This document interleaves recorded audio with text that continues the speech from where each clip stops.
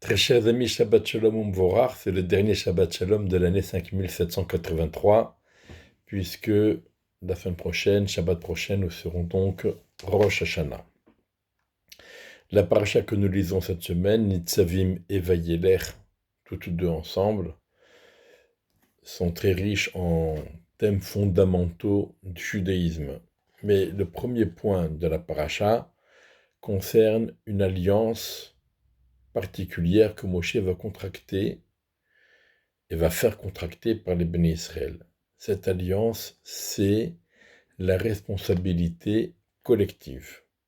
Et oui, Moshe parle au début de quelqu'un, donc une personne, c'est au singulier, Ish o Isha, une personne, un homme ou une femme, ou une famille, ou une tribu, dont le cœur se détournerait aujourd'hui d'Akadosh Baruch Hu, et qui irait servir les idoles. Et donc, bien sûr, Akadosh Baruch Hu va le punir comme il le mérite, etc. Et ensuite, on parle Et makot haaretzahi, les plaies qui s'abattent sur cette terre, sur la terre d'Eretz Israël.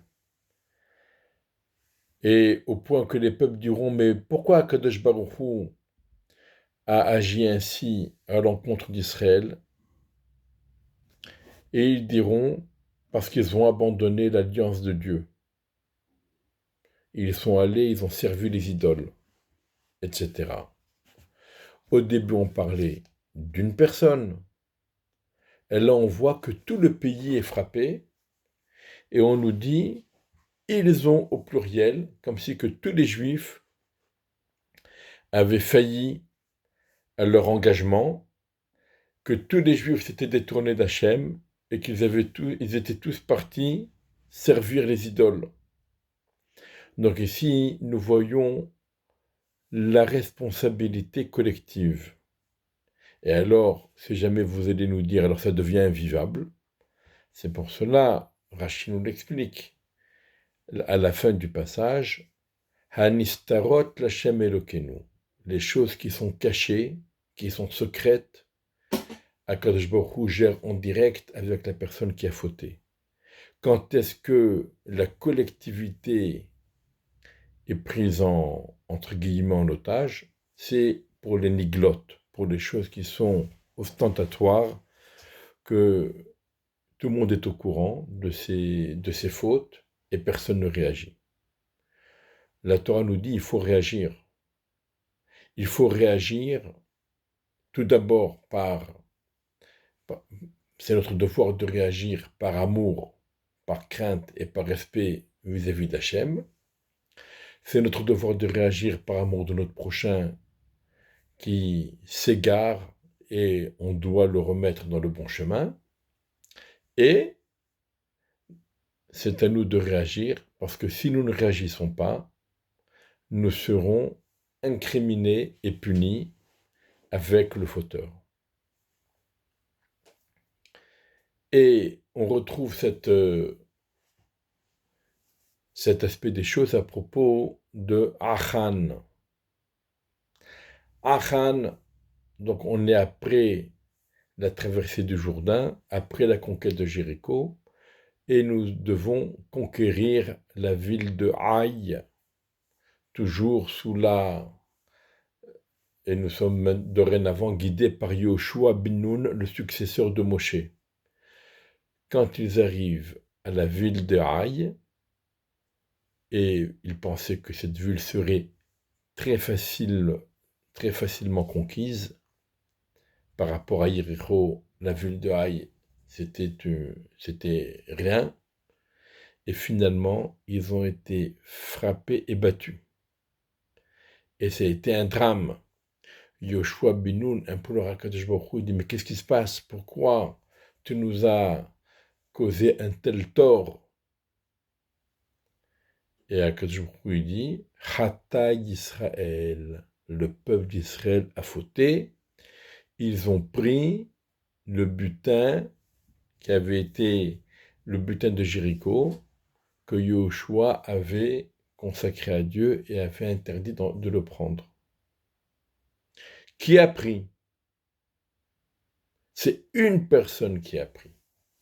Yoshua dit à Dieu, ben dis-moi qui c'est, je vais le punir. Akadosh Baruch Hu lui dit, je ne suis pas un télateur. Tu te débrouilles tout seul pour savoir qui a pris et comment le punir. Et donc, effectivement, Yoshua, il a eu recours au Urim Vetumim, ce qu'on appelle, ce que l'on traduit par l'oracle, le Urim Vetumim que portait le Kohen Gadol. En l'occurrence, à cette époque, c'était Elazar, le fils de Aaron à Cohen, le fils et successeur de Aaron.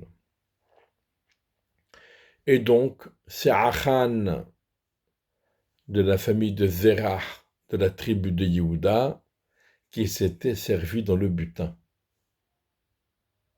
Et il s'avère, dit le Midrash, que ce n'est pas la première fois. Achan en était à son 4e ou à 5e larcin, il a commis des fautes bien plus graves, déjà à l'époque de Moshe Rabbeinu. Mais personne ne le savait. Alors, pourquoi à l'époque de Moshe Rabbeinu, les fautes de Achan n'ont pas eu de retombées sur tous les bénis Israël? Tout simplement parce qu'elles ont été commises avant que le pacte de responsabilité collective ne soit admis. Alors que maintenant, dans la paracha de Nitzavim, Moshe établit ce contrat, ce pacte entre tous les bénis Israël, et dorénavant, il y a une responsabilité collective. Donc, ce que Achan a commis après, en l'occurrence, la faute qu'il a commise à Jéricho, lors de la conquête de Jéricho, ça a été pris pour tous les bénis Israël. Tout le monde a été puni, ils ont perdu la bataille de Haï, jusqu'à ce qu'on ait trouvé le coupable et qu'on l'ait puni. Et alors, nous avons à cette occasion quelque chose d'extraordinaire. Donc d'une part, il n'y a que Achan qui a fauté, mais tout le peuple d'Israël a été puni.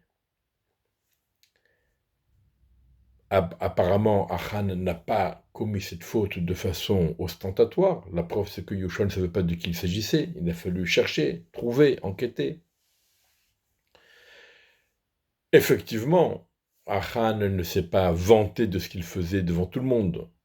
Mais lorsqu'on est à son 4e ou 5e larcin, c'est impossible qu'il n'y ait personne qui soit au courant. Forcément, plusieurs personnes étaient au courant, dans sa famille ou dans sa tribu. Ils l'ont couvert.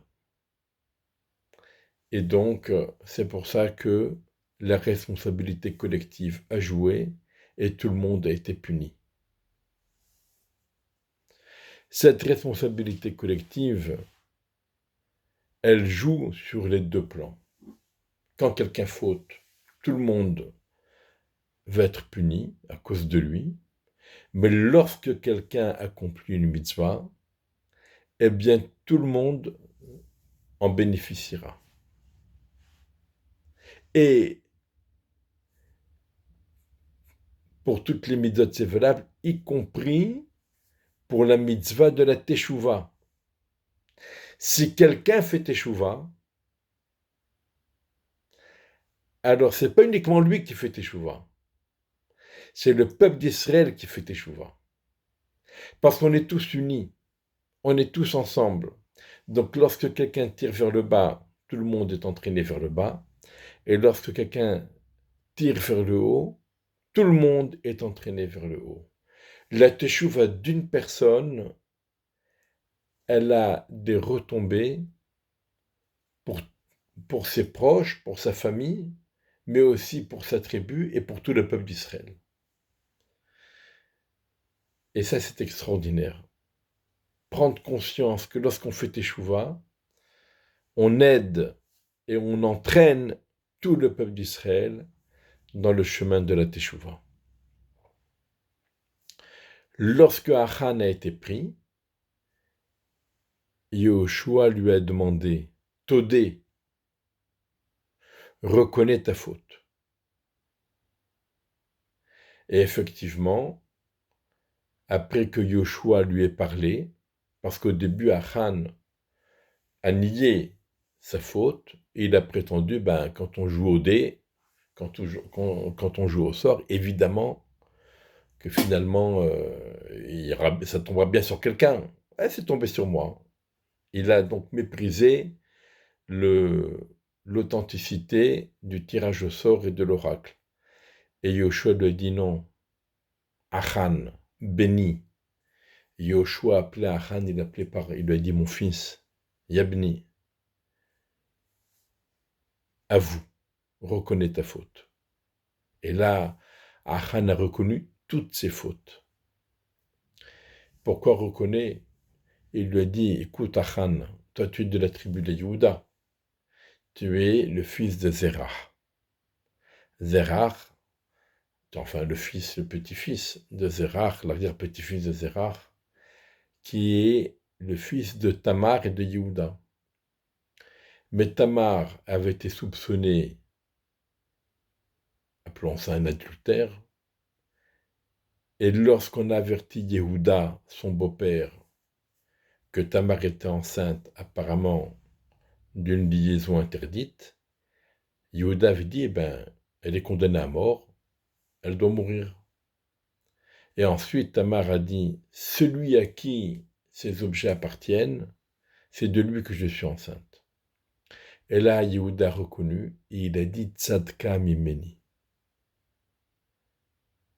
C'est elle qui a raison, c'est de moi qu'elle est enceinte, et ça vaut pour Yiboum, puisque son mari était mort sans enfant, donc il fallait lui faire le Yiboum. Bien sûr, la Torah n'a pas encore été donnée, les règles n'ont pas encore été établies, et c'était de la coutume à l'époque que ça pouvait être le frère, le père, etc., qui pouvait faire le Yiboum, le père du défunt, bien entendu. Donc, Yoshua, il a dit à Achan, si toi tu es en vie, c'est parce que ton aïeul Yehuda a reconnu sa faute. En reconnaissant sa faute, malgré la gêne qu'il avait devant Yaakov et Yitzhak, qui était présent au Beddin, devant tous ses frères, Yehuda a reconnu sa faute. Et c'est ça qui a sauvé Tamar, et Zerach est né, et toi tu en es un descendant. Donc reconnais ta faute, comme ton aïeul l'a fait auparavant, et grâce à quoi tu es en vie. Et là, Achan s'est ressaisi, il a reconnu toutes ses fautes, il a été puni, mais il a fait teshuva, et il a récité, il est l'auteur du passage que nous lisons tous les jours, 3 fois par jour, à la fin de la prière, Al Ken Nekave Lecha. Les premières lettres des 3 premiers mots, Al Ken Nekave, ça fait Achan. Le début, Alenu de Shabeach Ladonakol, c'est une prière que Yoshua bin Nun a composée. Et juste après la prière de Yoshua bin Nun, il y a la prière de Achan, qui a reconnu sa faute, qui a fait teshuva et qui a évité une catastrophe terrible pour les Béné Israël. Prenons l'exemple de nos anciens, faisons le vidouille en toute sincérité, réfléchissons à nos actions, essayons de réparer tout ce que l'on peut, et qu'Akadosh Baruch Hu nous aide dans cette démarche et pour la suite. Shabbat Shalom Umvorach, Shana Tova, Ktiva V'Chatima Tova.